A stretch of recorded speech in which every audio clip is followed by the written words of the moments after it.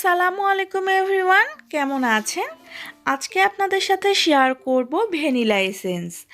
আর এই এসেন্সটা আপনারা যে কোনো ধরনের ডেজার্টে ব্যবহার করতে পারেন, যেমন কেক, পুডিং ইত্যাদি আরও অনেক ধরনের ডেজার্টে এই ভ্যানিলা এসেন্সটা ব্যবহার করতে পারেন।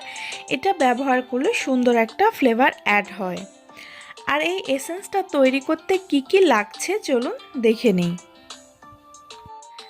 এখানে একটা বাটি নিয়ে নিয়েছি আর এর মধ্যে দিয়ে দিচ্ছি 1 টিস্পুন কফি পাউডার। আমি এখানে নেসলের কফি পাউডারটা ব্যবহার করছি, আপনারা চাইলে যে কোনো ব্র্যান্ডের কফি পাউডারটা ব্যবহার করতে পারেন।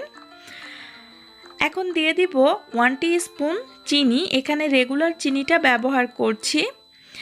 এখন অ্যাড করে দিব 4 টিস্পুন গরম পানি। আপনারা এখানে গরম পানি দিবেন, আর গরম পানিটা দেওয়ার সময় একটু দেখে নেবেন, খুব বেশি গরমও যেন না হয় আবার খুব বেশি ঠান্ডাও যেন না হয়, মিডিয়াম অবস্থায় থাকে।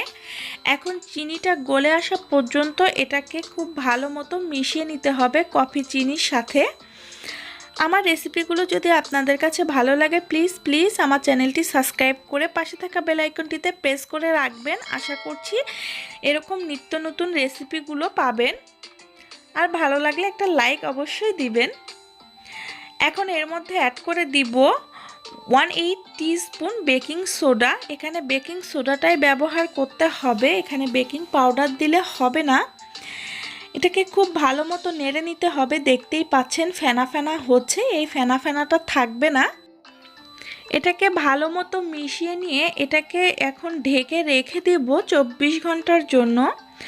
আর 24 ঘন্টা পরে ফিরে আসছি। দেখতেই পাচ্ছেন ভ্যানিলা এসেন্সটা তৈরি হয়ে গেছে, আর দেখতে কতটা ডার্ক হয়েছে, সুন্দর একটা ফ্লেভারও হচ্ছে। আপনারা এটা যে কোনো জারে বা বয়েমে করে রেখে দিতে পারেন। তো আজকের মতো বিদায় নিচ্ছি, ভালো থাকবেন, আল্লাহ হাফেজ।